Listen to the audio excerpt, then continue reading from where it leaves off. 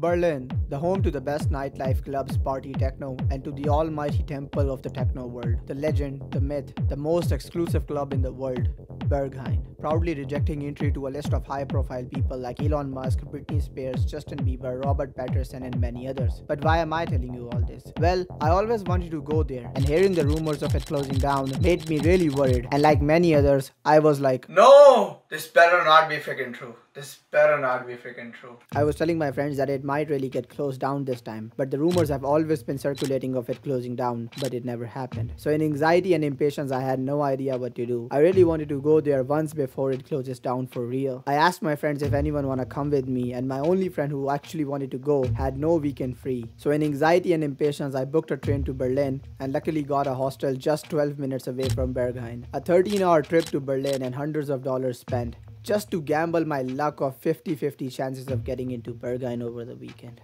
Oof. Berghain is not easy to get in. The door policy is undefined and hard to crack. From articles to YouTube videos to a freaking training simulator is available helping you to get in. But there are some unsaid rules like wear black, everything unconventional, anything mainstream and basic looking will get you rejected quickly. Girls wearing makeup rejected, looking fresh rejected, smiling rejected, being Elon Musk rejected, lol. I think the answer might be in their history. After the wall fell down, Berlin was under so much government pressure and control that counterculture became a need. Punks with shaved head, weird tats, piercing, leather jacket, chains, rings and whatnot. They'd have illegal raves in abandoned buildings where they would indulge in their most taboo hedonistic fantasies, where all black listen to hardcore techno, everything against the grain, everything against the norms of society. A rejection to brands, ideology, flashiness, bling bling. A sort of a release in a safe space to say the least. And all that conducted underground. Norbert Thormann and Michael Teufel became the party promoters in 1990s, starting hosting their snacks parties all over Berlin in random abandoned buildings. It was male-only fetish parties, a safe space where gay men can indulge in their deepest hedonistic desires. As homosexuality was considered too gay for the society at that time, you know.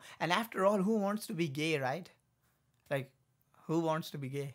In 1999, they founded their first club, Ostgut, in a former railway repair spot in Friedrichshain. It ran for a while, but had to be abandoned in 2003 for the Mercedes-Benz arena to be built. The owners were looking for a new place, and boy did they find one. An old power plant owned by the Swedish company Waitng. The power plant was out of service, and all what remained was grim-looking building dominated by concrete and steel. And who knew this would be the recipe for the best club in the world? And hence, the legend was born, the Berghain. And in the first time in their history, they opened entry to everyone and not just men. But by now, I hope you get the point of what it stands for. What the core values they are aligned with. What are the things they're trying to protect. Sven Margaret, the famous bouncer himself, said it in a GQ interview. It's subjective. Only a few of my guys are allowed to select guests at the door. They have to understand what Berghain is all about first. And I try to give them that foundation. Beyond that, there are no set rules. My people all have their own personalities, and you can see their sensibilities reflected in the crowd over the course of their shifts. You always want friction though. That's the theme of any good club. Diversity, friction. Diversity is important, and wearing all black is not the key to entering the techno temple. If we were just a club full of models, pretty people, all dressed in black, it would be nice to look at for an hour and a half, but god, that would be boring. I would feel less tolerant too. I feel like I have a responsibility to make Berghain a safe place for people who come purely to enjoy the music and celebrate. To preserve it as a place where people can forget about space and time for a little bit and enjoy themselves. Understanding this makes it easier to understand their world-famous strict door policy. They're exclusive AF, as privacy and security of their patrons is #1 priority for them, which is seen in their strict no photo video policy and restricting the lenses of your phone cameras. And in turn, which makes it super difficult to only let people who aren't gonna judge others, who aren't gonna pass any comments inside seeing other people in their debauchery, not create a bad vibe for anyone. So the bouncers are doing you and everyone else a favor by rejecting you, cause you probably don't fit in, to be honest. A lot of posers and tourists try their luck, and then we get to read such reviews. Not for normal people, only for people with illness in head. Ha ha ha. Horrible. 3 of us waited in the line for an hour. We were pointed to the right, others was pointed to the left. The others went into the warehouse building. We were given our freedom. It felt sinister, and to be pointed away and directed like this with no words really had strong parallels with Germany's sinister past. It felt sick, unethical, discriminatory place. Don't support it. It's for the sheep who don't know who they are. Also, Berlin was pretty meh. Nothing to say. Dirty, smelling awfully, impolite people that working there. We went 5 times in order to get inside. 4 times they did not let us. best cheapest hostel in Berlin. 22 euros for 2 nights, a nice dark room to sleep in, ice cream, clean toilets, friendly reception. Just the breakfast buffet could use a little bit of work. The fear of traveling all the way to Berlin and getting rejected at the most difficult vibe check in the world was crippling me. That what if this all goes to waste? One doesn't go to Berghain without a plan B. Bitch, you're talking about Berghain? I've never been to Berlin in my conscientious life, and I was not in mood of getting rejected and going to Kit Kat. That's a rebound club. 21st October 2022. My train departed from Konstanz, Germany, and 22nd October, 8 in the morning, I was in Berlin main station. Irgendwelche Worte für Berlin? Welche Worte von Berlin? Ja. Berlin ist erstmal so wunderbar, nicht mehr, nicht weniger. Und was die Politiker gesagt haben, das weiß ich gar nicht. Schon gut. Kennen Sie Berghain? Ja, kenn ich nicht. Bahnhof, also nebendrauf am Ostbahnhof? Nein. Also, danke vielmals. A 10-minute train took me to Berlin Ostbahnhof. On my way to my hostel, I saw the grim-looking building with its hardest vibe check door. Do you guys see that? Oh my god. I'm not even exaggerating. I'm shaking. I'm really here.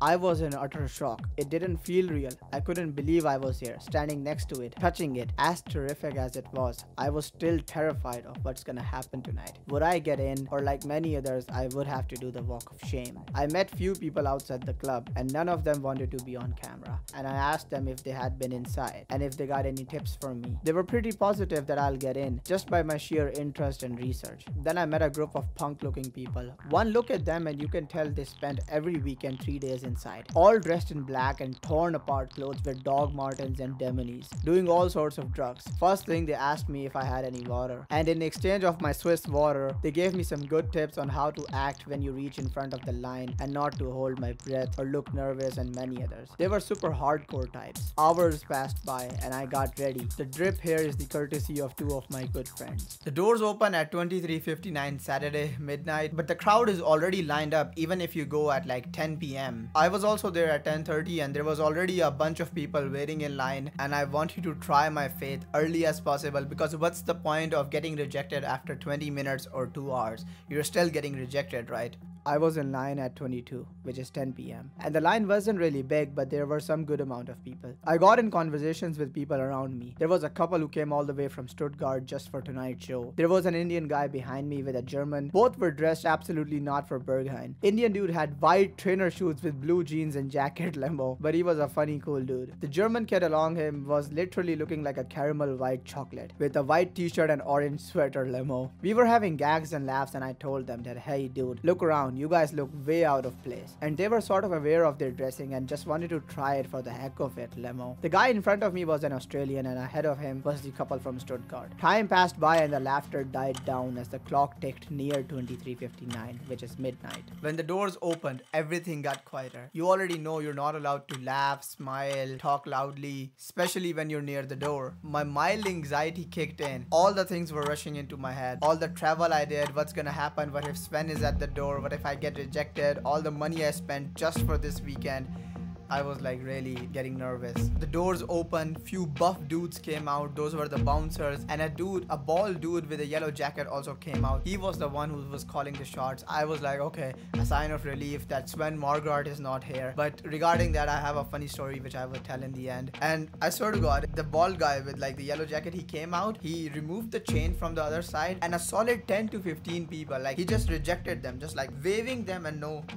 Like I couldn't hear what he said. Yeah, he just like a flood of people just did the walk of shame. Like everyone was rejected, like the ones who were like standing there from like 10 o'clock or something. That was just like shocking to see. Judging by the pattern of it, they were rejecting like couples for the most part, but again, you can't say anything for certainty. The line was moving faster and faster, and I was just like, okay, this is the moment. All what I did was for this moment. I am right in front of the line. I'm right, just few more people, and then I'm gonna be judged. 15 minutes passed and I was really near the door. The couple from Stuttgart was up next, and then the Australian guy, and then it was my turn. The Stuttgart couple stepped in, they looked at them, no questions asked, looked at them and said, no, sorry, not today. And they had to just walk through, not getting in. I was just like, absolutely like, arch when I saw that. The guy in front of me, the Australian one, he stepped forward. He almost fumbled the bag, but they asked him about his age, and he said 19, I can show you my card. And they were like, no, it's all okay. The bouncer looked at him and said, okay, join. I swear to God that I stepped forward. Oh my goodness, the moment I still remember everything very vividly. Trying to be confident in my attire and everything. I stepped forward in the most fainting tone. I said hello. The bouncer looked at me and just asked one thing. He said, "Are you with the guys behind?" And in German I answered, "Nein, ich bin allein." And then he just, for 4 seconds, he just looked up and down to me and said, I was like mentally prepared that hey, I'm ready for the rejection. I don't know what the hell I'm gonna do for the rest of the night, but I'm ready for the rejection. Like something was building up in my chest, and those 4 seconds felt like eternity. And he said, "Okay, join." I swear to God, I still remember that. Like I couldn't believe. Okay, he said, "Okay, join," and I walked up. And he's standing right like left side to me, and I walked up and I said "Danke," and I walked through, and the Australian guy was there and he was going like, "Bro, we made it, bro." And I was like, shut up, quiet. You don't have to show too much excitement, like no. And then there's like a whole airport security checkup things, and they like check your every bags and pockets and everything, and you need to put everything down and sticker your camera. You walk forward, they give you the band thing. After crossing the security and getting my phone camera's tape, I walked to the coat check, and it's a big ass coat check, like the biggest I've ever seen, with a really big sofa. Walk up the stairs to the Berghain floor, and it is spooky AF. I was rushing with dopamine and disbelief, curious to explore around. It's dark inside. It gives super haunted house vibes at first. If you come super early, like within the first hour, it's easier to walk around because later it just becomes a gay heaven with a lot of fisting. Panorama Bar is a little bit more lit and plays house music and consists of more mainstream audience. Everyone I talked to explicitly told me not to talk about what happens inside because what happens in Berghain stays in Berghain. Guess that's. But for the sake of this video, I will go over some surface level details. Nothing too deep, but I saw a lot of shit which perhaps a lot of you would not want to see. Okay, I saw a GIMP for the first time in my life. I saw the dog fetish people, and for some reason people really love the warm apple juice in the toilets. There are dark rooms where you can play chess.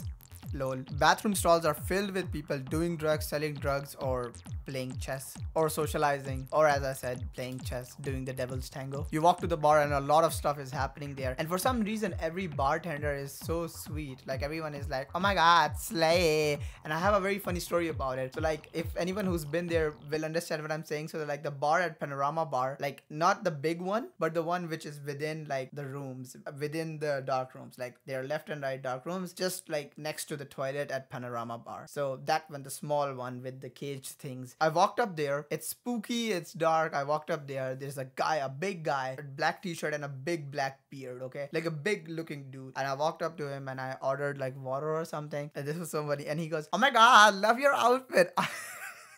I swear to God, I'm not kidding. I had to like really like hold my mouth like this and look down and not laugh. It was that was really unexpected. I was like, he was like full 100% like slay. I still have flashbacks from that time, Alter. The Berghain flow is dark AF, just dark AF and loud AF. They have the best sound system in Europe, like if not the world, the best in Europe, Function 1. Techno is just blasting in your face. Best techno, by the way. And my goodness, the music, like I can't even explain you guys. It's not like you're just hearing music. They have like 4 big speakers and it's like the music has been splashed on you as if you're in like a pool and the water is music, if that makes sense. It's just like hitting you in different waves and just like it's like hardcore bullet techno, but it feels like virtual reality or something. It's like implying like if you feel the music, you just don't hear the music. It hits you in your face. It was magical. I'm not even overhyping. It was magical, and it's coming from someone like me who is not a big techno fan and is not a big raver. But if I enjoyed it so much, then you can imagine what a regular raver or techno lover would feel. Just pure magic. All bathrooms are unisex and there are no mirrors. No girls crying in the bathrooms or throwing up or contemplating about their ex.